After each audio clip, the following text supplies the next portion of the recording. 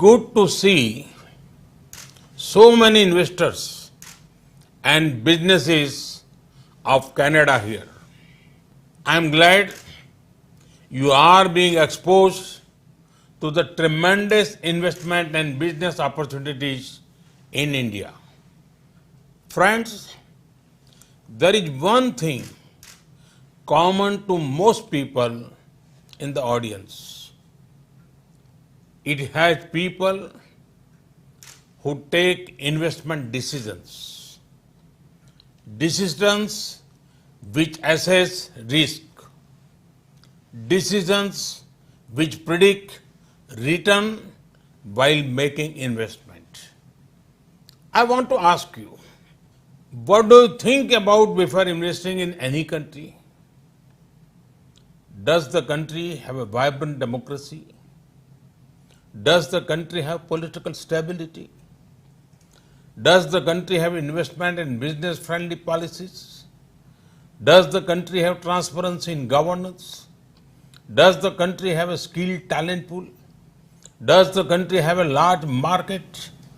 These are different questions you may be asking. The undisputed answer to all these questions is one, and that is India.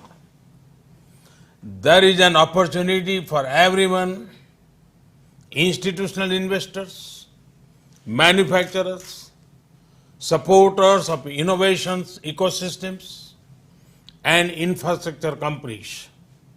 There is an opportunity to invest, to set up units and to run businesses. There is an opportunity to partner with our private sector and with the government. There is an opportunity to earn as well as learn. Not only that, as well as to lead. There is an opportunity to grow. Friends, in the post-COVID world, you will often hear of various kinds of problems. Problems of manufacturing, problems of supply chains, problems of PPP, etc. Problems are natural. However, India had not let those problems be. We showed resilience and emerged as a land of solutions. We provided free food grain to 800 million people and free cooking gas to around 80 million families.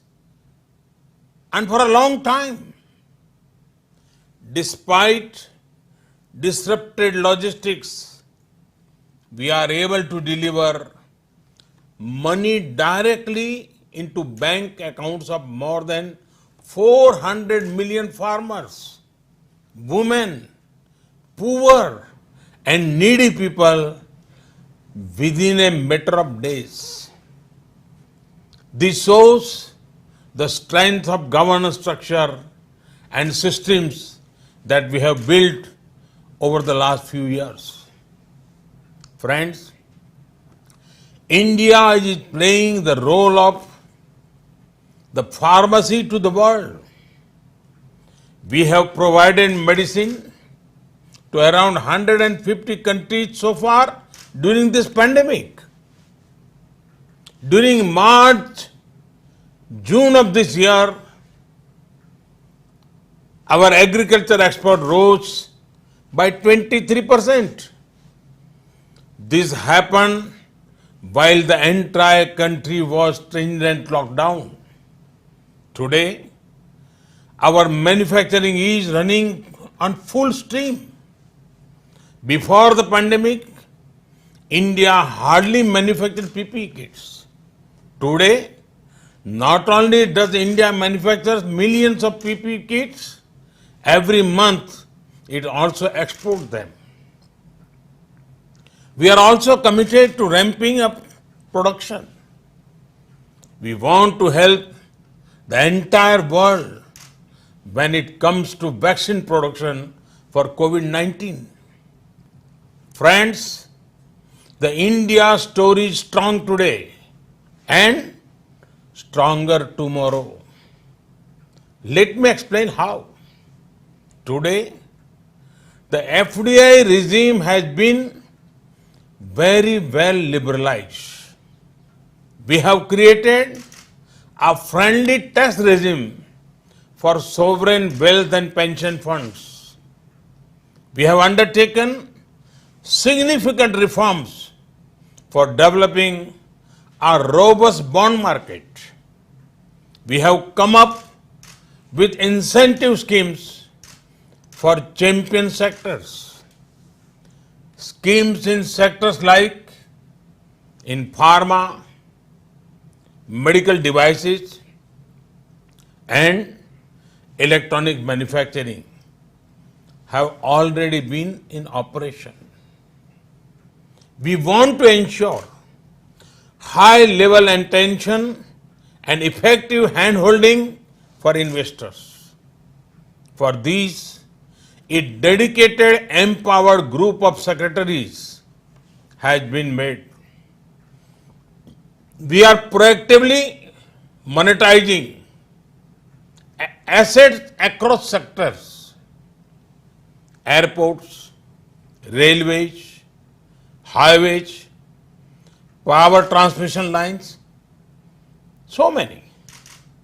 Real estate investment trusts and infrastructure investment trusts have been fully enabled for monetization of both public and private assets. Friends, today, India is undergoing a rapid change in mindset as well as markets. Today, India has embarked on a journey of deregulation and decriminalization of various offences under the Companies Act.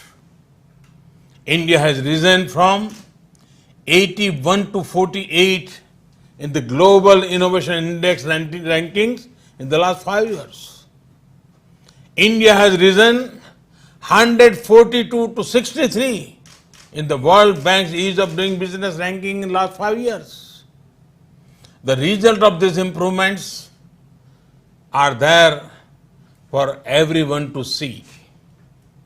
India received around 70 billion US dollar from institutional investors in a year and a half between January 2019 July 2020. This is almost equal to that received in 4 years between 2013 and 2017.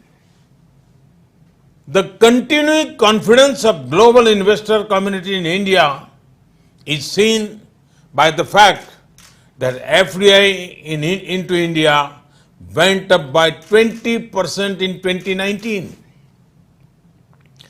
And this when global FDI inflows fell by 1%. India has already received over 20 billion US dollars during the first 6 months of this year from across the globe. This is also the time when COVID-19 has been at peak globally. The International Financial Services Center at GIFT City is one of our major initiatives. Investors could utilize it as a preferred platform to transact globally.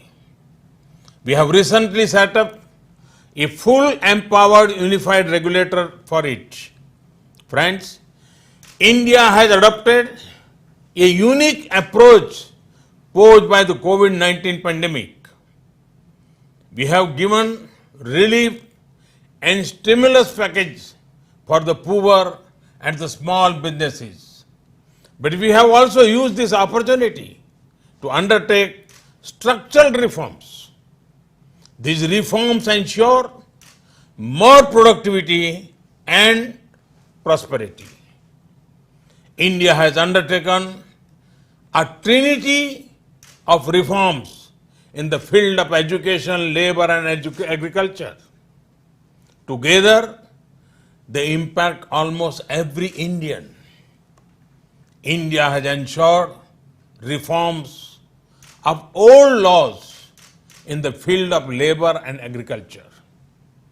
They ensure greater participation of the private sector while also strengthening the government safety nets. These reforms will lead to a win-win situation for entrepreneurs as well as for our hard-working people. The reforms in the field of education will further harness the talent of our youth. These reforms have also set the stage for more foreign universities to be able to come to India. The reforms in the labor laws greatly reduce the number of labor codes. They are both employee and employer friendly and will further increase ease of doing businesses. The reforms in the field of agriculture are far-reaching. They will not only give more choice to farmers, but will boost exports. These reforms will support our efforts to build an Atmanirbhar Bharat or self-reliant India. By working towards self-reliance, we seek to contribute to global good and prosperity. Friends, if you are looking to partner in the field of education, the place to be is India. If you are looking to invest in manufacturing or services, the place to be is India. If you are looking to collaborate in the field of agriculture, the place to be is India. Friends, India-Canada bilateral ties are driven by our shared democratic values and many common interests. The trade and investment linkages between us are integral to our multifaceted relationship. Canada is the 20th largest foreign investor in India. More than 600 Canadian companies have presence in India. I am told that Canadian pension funds have pledged around 50 billion US dollars as investment in India till now. Our relationship is perhaps far stronger than what the number suggests. But that also means together we can achieve much more. Canada is home to some of the largest and most experienced infrastructure investors. Canadian pension funds were the first ones to start investing directly in India. Many of them have already discovered great opportunities in a range of areas like highways, airports, logistics, telecom, and real estate. They are looking at expanding their presence and finding new areas to invest. Mature Canadian investors who have been in India for many years now can be our best brand ambassadors. Their own experience, their plan to expand and diversify can be the most credible evidence for all of you to come here too. In addition, you have the benefit of knowing India well. After all, Canada has one of the largest Indian diaspora in the world. There would be no barriers for you here. You would find yourself as welcome here as in your own country. Thank you for inviting me to address this event. Thank you once again. Thank you.